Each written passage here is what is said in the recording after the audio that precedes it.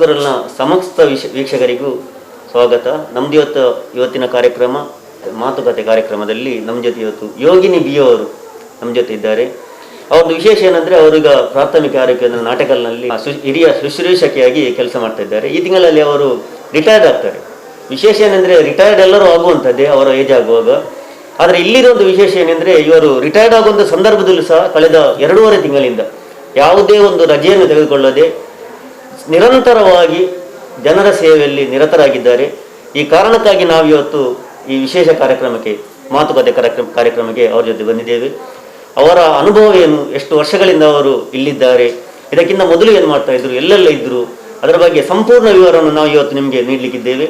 Madam, ತಮಗೆ ಕಾರ್ಯಕ್ರಮಕ್ಕೆ ಸ್ವಾಗತ. ಮೇಡಮ್, ಈಗ ಮೊದಲನೇದಾಗಿ ತಾವು ಈ ವೃತ್ತಿಗೆ ಬರಲಿಕ್ಕೆ ಮೂಲ ಕಾರಣ ಏನು? ಮೂಲ ಕಾರಣ ಅಂದರೆ ಅದೇ, ನಾವು ಇದು ಡಿಸ್ಟಿಕ್ ವೆಲ್ನೆಸ್ ಹಾಸ್ಪಿಟಲ್ ಟ್ರೈನಿಂಗ್ಗೆ ಬಂದೆವು 1986ರಲ್ಲಿ. 3 ವರ್ಷ ಟ್ರೈನಿಂಗ್ ಆದ ಕೂಡಲೇ ನಮಗೆ ಜಾಬ್ ಆಯಿತು.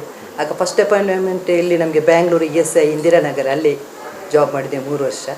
ಆನಂತರ ಈ ಕಡೆ ಟ್ರಾನ್ಸ್ಫರ್ ಆಗಿ ಬಂದು ಬೇರೆ ಬೇರೆ ಕಡೆ, ಪ್ರೈಮರಿ ಹೆಲ್ತ್ ಸೆಂಟ್ರ್ ಕುರ್ನಾಡಲ್ಲಿ, ಪ್ರೈಮರಿ ಹೆಲ್ತ್ ಸೆಂಟ್ರ್ ಗೋಲಿಯಾರಲ್ಲಿ, ಡಿಸ್ಟಿಕ್ ಹೆಲ್ತ್ ಆಫೀಸಲ್ಲಿ, ಮತ್ತೆ ಇಲ್ಲಿ ಈಗ ಒಟ್ಟು 36 ವರ್ಷ. ಇಲ್ಲಿ ಬಂದು 5 ವರ್ಷ ಆಯಿತು ನಾವು. ಈಗ ಮೂಲತಃ ನಿಮ್ದು ಊರು ಯಾವುದು ಅಂತ ಜನರಿಗೆ ಗೊತ್ತಾಗಬೇಕು. ನನ್ನ ಮೂಲತಃ ತಾಯಿ ಮನೆ ಉಪ್ಪಿನಂಗಡಿ ಬನಿಬೆಟ್ಟು ರಾಮಕುಂಜ. ನಮ್ಮ ಎಲ್ಲ ಎಜುಕೇಶನ್ ಎಲ್ಲ ರಾಮಕುಂಜದಲ್ಲಿ ಆಗಿ ನೆಕ್ಸ್ಟ್ ನರ್ಸಿಂಗ್ ಮಾತ್ರ ಡಿಸ್ಟಿಕ್ ವೆಲ್ನೆಸ್ ಹಾಸ್ಪಿಟಲ್ ಅಲ್ಲಿ ಮಾಡಿದ್ದು. ಆನಂತರ ಬೇರೆ ಬೇರೆ ಕಡೆ ಕೆಲಸ ಮಾಡಿ ಇಲ್ಲಿ ಈಗ ನಿವೃತ್ತಿ ಆಗ್ತಾ ಇದ್ದೆ. ಈಗ ಹೆಚ್ಚಾಗಿ ಈ ಶುಶ್ರೂಷಕಿ ಕೆಲಸಕ್ಕೆ ಮಾಡುವಂಥವ್ರು ಒಂದು ಆರ್ಥಿಕವಾಗಿ ಹಿನ್ನಡೆ ಇರುವವರು, ಹೆಚ್ಚಾಗಿ ಆರ್ಥಿಕವಾಗಿ ಮುನ್ನಡೆ ಇರುವವರು ವೈದ್ಯಕೀಯ ವೃತ್ತಿಗೆ ಹೋಗುವಂಥವರು. ನೀವು ಯಾವ ಕಾರಣಕ್ಕಾಗಿ ಶುಶ್ರೂಷಕಿ ವೃತ್ತಿಗೆ? ಈಗ ಆರ್ಥಿಕವಾಗಿ ಹಿನ್ನಡೆ ಇದ್ದದ್ದು ಅಂತ ಹೇಳ್ಬೋದು. ನಮ್ದು ಕೃಷಿಕ, ನಮ್ಮ ತಂದೆ ತಾಯಿ ಎಲ್ಲ ಕೃಷಿ ಮಾಡಿಕೊಂಡಿದ್ದದ್ದು. ಆಗಂತೂ ಯಾವುದೇ ಒಂದು ಜಾಬ್ ಬೇಕು ಅಂತಲೇ ಇತ್ತು. ಬೇರೆ ಬೇರೆ ಟ್ರೈನಿಂಗ್ ಹಾಗೆ ಅಪ್ಲೈ ಮಾಡುವಾಗ ನನಗೆ ನರ್ಸಿಂಗೇ ಸಿಕ್ಕಿತ್ತು. ಒಮ್ಮೆ ಯಾವಾಗ ನಾನು ಈ ನರ್ಸಿಂಗ್ ಕೆಲಸಕ್ಕೆ ಬಂದೆ, ಆನಂತರ ನಾನು ತುಂಬ ಇದನ್ನು ಇಷ್ಟಪಟ್ಟೆ. ಬಿಳಿ ಡ್ರೆಸ್ ಮಾಡಿಕೊಂಡು ರೋಗಿಗಳ ಸೇವೆ ಮಾಡೋದಂದರೆ ಇಲ್ಲಿ ಆದರೂ ಕಡಿಮೆ, ಬೆಳ್ನಕಲ್ಲೆಲ್ಲ ತುಂಬ ಹಾಗೆ ಆಮೇಲೆ ತುಂಬ ಖುಷಿ ಸಹ ಆಯಿತು. ಆಮೇಲೆ ಕರೆಕ್ಟ್ ನಮಗೆ ಎಲ್ಲಿ ಸಹ ಯಾವ ವರ್ಕ್ ಮಾಡುವಾಗ ಸಹ ಯಾವ ಹಾಸ್ಪಿಟಲ್ ಸಹ ನಮಗೆ ಯಾವುದೇ ತೊಂದರೆ ಆಗಲಿಲ್ಲ. ನಮ್ಮ ಮೇಲಾಧಿಕಾರಿ ಆಗಲಿ, ನಮ್ಮ ಉದ್ಯೋಗಿಗಳಿಂದ ಎಲ್ಲರಿಂದಲೂ ಒಂದು ಉತ್ತಮ ಸ್ಪಂದನೆ ಇದ್ದ ಕಾರಣ ನನಗೆ ಒಳ್ಳೆ ರೀತಿಯಿಂದ ಎಲ್ಲಿ ಸಹ ನನಗೆ ಯಾವ ರೀತಿ, ಇಲ್ಲಿ ಸಹ ಅಷ್ಟೇ. ಈಗ 5 ವರ್ಷ ನಾನು ಡ್ಯೂಟಿ ಮಾಡುವಾಗ ನನ್ನ ಉದ್ಯೋಗಿಗಳು, ನಮ್ಮ ಮೇಲಾಧಿಕಾರಿಗಳು ಮತ್ತು ಇಲ್ಲಿಯ ಜನರು ಸಮೇತ, ನಾಟಕಲ್ನ ಜನರು ಎಲ್ಲ ಪೇಷಂಟ್ ಎಲ್ಲ ಇಲ್ಲಿ ಬರುವವರೆಲ್ಲ ಒಳ್ಳೆ ರೀತಿಯಿಂದ ಸ್ಪಂದನೆ ಮಾಡಿದರು. ಆದ್ದರಿಂದ ನಮಗೂ ಖುಷಿ ಆಯಿತು ಇಲ್ಲಿ ಒಂದು ವರ್ಕ್ ಮಾಡಲಿಕ್ಕೆ. ಈಗ 36 ವರ್ಷ ಆಗಿ ನಾನು ರಿಟೈರ್ಡ್ ಆಗ್ತೇನೆ ಅಂತ ಹೇಳುವಾಗ ನನಗೆ ಬೇಜಾರಲ್ಲದೆ ಖುಷಿಯಲ್ಲ, ನಿಜವಾಗಿ. ನಾನೊಂದು ಆರೋಗ್ಯವಾಗಿ ಸಹ ಇದ್ದೇನೆ ಈಗ. ಹಾಗೆ ಇನ್ನೂ ಸಹ ಅದು ಖುಷಿಯಲ್ಲೇ ಹೋಗ್ತಾ ಇದ್ದೇನೆ. ನಾವು ಜಾಬ್ ಸಿಗುವಾಗ ಎಷ್ಟು ಖುಷಿ ಆಯ್ತು, ಈಗ ಹೋಗುವಾಗ ಸಹ ಅಷ್ಟೇ ಖುಷಿ ಆಗ್ತಾ ಉಂಟು. ಯಾಕಂದರೆ ಈಗ ಕೊರೋನಾ ಎಲ್ಲ ಏಜ್ ಆಗೋಗೆಲ್ಲ ಸ್ವಲ್ಪ ಕಷ್ಟ, ಏಜಿನವರಿಗೆಲ್ಲ ಡ್ಯೂಟಿ ಮಾಡೋದು ಅಂತೇಳಿ. ಅಂತೂ ರಿಟೈರ್ಡ್ ಗೌರ್ಮೆಂಟ್ ಹೇಳಿದೆ, ನಾವೀಗ ಹೋಗ್ತಾ ಇದ್ದೇವೆ, ಖುಷಿಯಲ್ಲೇ ಹೋಗ್ತಾ ಇದ್ದೇನೆ. ನೀವು 36 ವರ್ಷಗಳ ಹಿಂದೆ ಈ ಕೆಲಸಕ್ಕೆ ಬರಬೇಕು ಅಂತ ಬರುವಾಗ ನಿಮಗೇನಾದರೂ ನಿಮ್ಮದು ಶಿಕ್ಷಣ ಮುಗಿದ ಮೇಲೆ ನಿಮಗೇನಾದರೂ ಇಂಪ್ಲೇಸ್ ಮಾಡುವಂಥದ್ದು ಮತ್ತು ಹಣಕಾಸಿನ ಮುಗ್ಗಟ್ಟು ಈ ಕೆಲಸಕ್ಕೆ ಸೇರಲಿಕ್ಕೆ, ಅಂದರೆ ಸರ್ಕಾರಿ ಕೆಲಸ ಸೇರೋದು ಅಷ್ಟು ಸುಲಭ ಅಲ್ಲ, ಈಗಂತೂ ತುಂಬ ಕಷ್ಟ ಆಗಿದೆ. ಆ ಕಾಲದಲ್ಲಿ ಹೇಗಿತ್ತು ನೀವು ಕೆಲಸ? ಇಲ್ಲ ಸರ್, ಆಗ ಏನಿರಲಿಲ್ಲ. ಟ್ರೈನಿಂಗ್ ಆಗಲಿಕ್ಕೆ ಜನ ಇರಲಿಲ್ಲ. ಒಂದು 40 ಜನ ಬೇಕು, 30 ಜನವೇ ಬರ್ತಿದ್ರು ನಮ್ಮ ಟೈಮಲ್ಲಿ. ಟ್ರೈನಿಂಗ್ ಆದ, ಈಗ ಟ್ರೈನಿಂಗ್ ಆದ ಕೂಡಲೇ ಜಾಬ್ ಸಿಗೋದಿಲ್ಲ ಸರ್ಕಾರಿ ಕೆಲಸ. ಆಗ ನಮಗೆ ಟ್ರೈನಿಂಗ್ ಆಗಿ 86 ಮೇಲಿ ಟ್ರೈನಿಂಗ್ ಆಯಿತು, ಸೆಪ್ಟೆಂಬರಲ್ಲೇ ಅಪಾಯಿಂಟ್ಮೆಂಟ್ ಆರ್ಡರ್ ಬಂತು. ಯಾವುದೇ ಇನ್ಫ್ಲುಯೆನ್ಸು ಇಲ್ಲ, ಆಟೋಮೆಟಿಕ್ ಈ ಸೀನಿಯಾರಿಟಿ ಪ್ರಕಾರವೇ ಬರ್ತಾ ಇತ್ತು. ಹಾಗೆ ಜಾಬ್ ಆದ ನಂತರ ಸಹ ಏನಿಲ್ಲ, ನಮಗೆ ಎಲ್ಲ ಒಳ್ಳೆಯದೇ ಇತ್ತು. ನಮ್ಮ ಒಂದು ಶುಶ್ರೂಷಕಿಯವರಿಗೆ ಅಂಥ ಕಷ್ಟದ ಕೆಲಸ ಅಲ್ಲ ಅಂತ ಆಗ್ತೇನೆ ನಾನು. ಒಂದು ಒತ್ತಡದ ಕೆಲಸ. ಈಗ ಬಾಕಿ ಫೀಲ್ಡ್ ವರ್ಕ್ ಅವರಿವರಿಗೆಲ್ಲ ತುಂಬ ಒತ್ತಡ ಇರ್ತದೆ, ನಮಗೇನಿಲ್ಲ. ನಮ್ಮ ಎಷ್ಟು ಕೆಲಸ ಉಂಟು ಅಷ್ಟು ಮಾಡಿಕೊಂಡು ಆರಾಮದಲ್ಲಿ ಇದ್ದರೆ ಆಯಿತು ಅಷ್ಟೇ. ಹಿಂದೆ ಮೊದಲು ಶುಶ್ರೂಷಕಿ ನೇರವಾಗಿ ಕೊಡುವಂತ ಪದ್ಧತಿ ಮೊದಲು ಮೆಡ್ಬಾಯಿ ಅಂತ ಒಂದು ಪದ್ಧತಿ ಹಿಂದೆಲ್ಲ ಇತ್ತು, ಮನೆ ಮನೆಗೆ ಹೋಗುವಂತ. ಅಂತ ಪದ್ಧತಿ ನಿಮಗೆ ಸಿಕ್ಕಿತಲ್ಲ? ನೀವು ನೇರವಾಗಿ ನಾನು ಶುಶ್ರೂಷಕಿ 3.5 ವರ್ಷ ಟ್ರೈನಿಂಗ್. ಆಗ ನಮಗೆ ಸ್ಟಾಫ್ ನರ್ಸ್ ಟ್ರೈನಿಂಗೇ ಮಾಡಿದ್ದು. ನಮಗೆ ಹಾಸ್ಪಿಟ್ಲಲ್ಲೇ ವರ್ಕ್.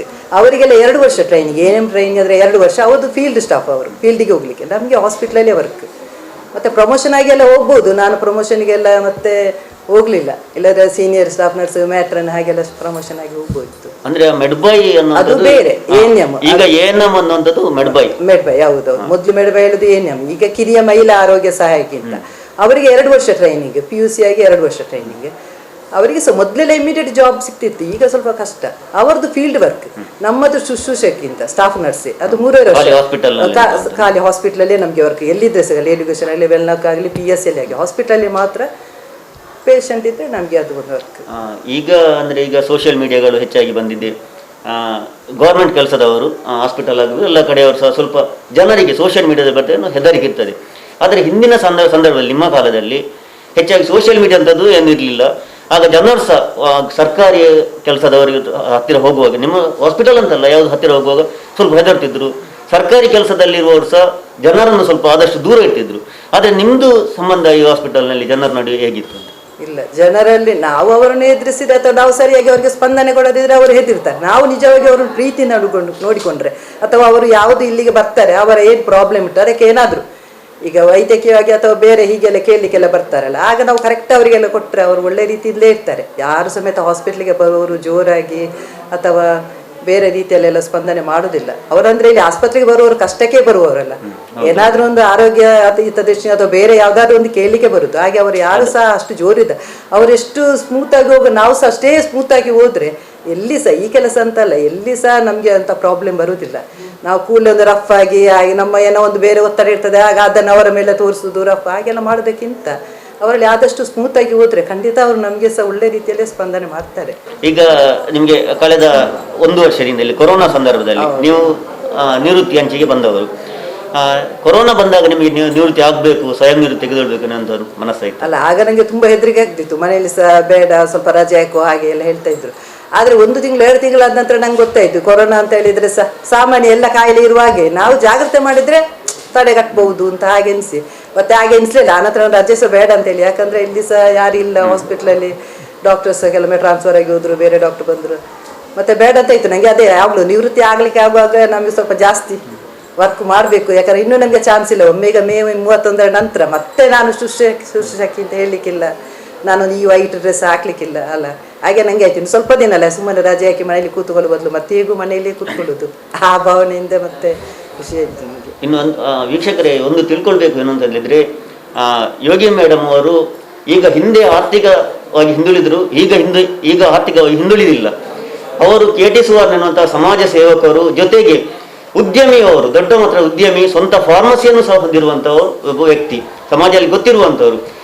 ಇಂತಹ ಸಂದರ್ಭದಲ್ಲಿ ಅವರ ಪತ್ನಿ ಆಗಿರುವಂಥ ಯೋಗಿನಿಯವರಿಗೆ ಈ ಕೆಲಸದಲ್ಲಿ ಅವಶ್ಯಕತೆ ಇಲ್ಲ, ನಿಲ್ಲುವಂಥ ಅಗತ್ಯವೇ ಇಲ್ಲ. ಆದರೂ ಸಹ ಅವರು ತಮ್ಮೆಲ್ಲವನ್ನು ತ್ಯಾಗವನ್ನು ಮಾಡಿಕೊಂಡು, ಜೊತೆಗೆ ಇವರ ಸೇವಾ ಮನೋಭಾವವನ್ನು ಮುಂದಿಟ್ಟುಕೊಂಡು ಈ ಕೆಲಸವನ್ನು ಕಳೆದ 1 ವರ್ಷದಿಂದ ಮುಂದುವರಿಸ್ತಾ ಇದ್ದಾರೆ. ಈ ಸಂದರ್ಭದಲ್ಲಿ ಅವರು ಜನರ ಸೇವೆಗಾಗಿ ಒಂದೇ ಒಂದು ರಜೆಯನ್ನು ತೆಗೆದುಕೊಳ್ಳದೆ 2.5 ತಿಂಗಳಿಂದ ಜನರ ಸೇವೆಯನ್ನು ಮಾಡ್ತಾ ಇದ್ದಾರೆ. ಇಂತಹ ಸಂದರ್ಭದಲ್ಲಿಯೂ ಇಳಿ ವಯಸ್ಸಿನಲ್ಲಿ ಈ ರಿಟೈರ್ಡ್ ಅಂಚಿನಲ್ಲಿಯೂ ಸಹ ಈ ಸೇವೆ ಅಗತ್ಯ ಇದೆ ಅನ್ನುವಂಥದ್ದು ಮೇಡಮ್, ತಾವು ಏನು ಹೇಳ್ತೀರಿ? ಅಲ್ಲ, ಅಗತ್ಯ ಇದೆ, ನನಗೆ ಇಷ್ಟ ಉಂಟು, ಆದ್ದರಿಂದ ನಾನು ಮಾಡಿದ್ದೆ. ಅಂದರೆ ನನ್ನ ಒಂದೇ ಇತ್ತು, ನಾನು ಇನ್ನು ಸ್ವಲ್ಪ ಸಮಯ ಎಲ್ಲ ಕೆಲಸ ಮಾಡೋದು, ಮತ್ತೆ ನನಗೆ ಎಂಥ ಒಂದು ಅವಕಾಶ ಇಲ್ಲ. ಮತ್ತೆ ನನಗೆ ಅಂಥ ರಜೆ ತೆಗೆಯುವಂಥ ಸಂದರ್ಭ ಸಹ ಬರಲಿಲ್ಲ. ಸುಮ್ಮನೆ ರಜೆ ತೆಗೆದು ಒಂದು ಮನೆಯಲ್ಲಿ ಕೂತ್ಕೊಳ್ಳೋದು ಅಂತ, ಈಗ ಎಲ್ಲಿ ಹೋಗ್ಲಿಕ್ಕಿಲ್ಲ, ಯಾವ ಫಂಕ್ಷನ್ ಇಲ್ಲ, ಸುಮ್ಮನೆ ಯಾಕೆ ಮನೆಯಲ್ಲಿ ಕೂತ್ಕೊಳ್ಳೋದು, ಹಾಗೆ ನಾನು ಇಷ್ಟದಲ್ಲಿ ಬಂದದ್ದು. ಕಳೆದ ವರ್ಷಕ್ಕಿಂತ ಮೊದಲು ಸರ್ಕಾರಿ ಆಸ್ಪತ್ರೆಗಳಲ್ಲಿ ಜನರ ಒಂದು ರೋಗಿಗಳ ಸಂಖ್ಯೆ ಕಡಿಮೆ ಹೋಗಬಹುದು, ಆದರೆ ಕಳೆದ 1 ವರ್ಷದಿಂದ ರೋಗಿಗಳ ಸಂಖ್ಯೆ ಹೇಗಿದೆ ಮೇಡಮ್? ಈಗ ಕೊರೋನಾ ಬಂದ ನಂತರ ರೋಗಿಗಳ ಸಂಖ್ಯೆ ಕಡಿಮೆ ಅಂತಲೇ ಹೇಳ್ಬೋದು. ಮೊದಲು ನಮಗೆ ಸಾಧಾರಣ 100-150 ಪೇಷಂಟ್ ಬರ್ತಾ ಇತ್ತು ಇಲ್ಲಿ. ಈ ಕೊರೋನಾ ಬಂದ ನಂತರ ದಿನಕ್ಕೆ 50 ಅಷ್ಟೇ. ಯಾಕಂದ್ರೆ ಬಾಕಿ ಕಾಯಿಲೆಯವರೇ ಇಲ್ಲ, ಬರೀ ಒಂದು ಶುಗರ್ BP ಅವರು ಒಂದು ಟ್ಯಾಬ್ಲೆಟ್ಸ್ಗೆ ಬರ್ತಾರೆ, ಅದು ಬಿಟ್ರೆ ಬಾಕಿ ಕಾಯಿಲೆ ಇಲ್ಲ ಅಂತ ಹೇಳ್ಬೋದು. ಭಾರಿ ಕಡಿಮೆ, ಅಂದ್ರೆ ಅವರಿಗೂ ಜನರಿಗೂ ಹೆದರಿಕೆ ಆಗಿ ಹಾಸ್ಪಿಟ್ಲಿಗೆ ಜಾಗೃತರಾಗಿದ್ದಾರೆ. ಇದು ಅದರಿಂದಲೇ ಡೆತ್ಗಳು ಈಗ ಹೆಚ್ಚಾಗ್ತಿದೆ ಅಂತ. ಡೆತ್ ಅಂದ್ರೆ ಈಗ ನಿರ್ಲಕ್ಷ್ಯ ಅಂತ ಹೇಳ್ಬೋದು. ಅಂದ್ರೆ ಫಸ್ಟ್ ಸ್ಟಾರ್ಟ್ ಜ್ವರ ಬಂದು ಆಗ್ಲೇ ಟೆಸ್ಟ್ ಮಾಡಿ ಆಗ್ಲೇ ಟ್ಯಾಬ್ಲೆಟ್ಸ್ ತಗೊಂಡ್ರೆ ಆಗ್ಬೋದು. ಇದು ಅವರು ಸ್ವಲ್ಪ ಸಮಯ ಹೋದ ನಂತರ ಬಂದಾಗ ಡೆತ್ ಆಗುವ ಚಾನ್ಸ್.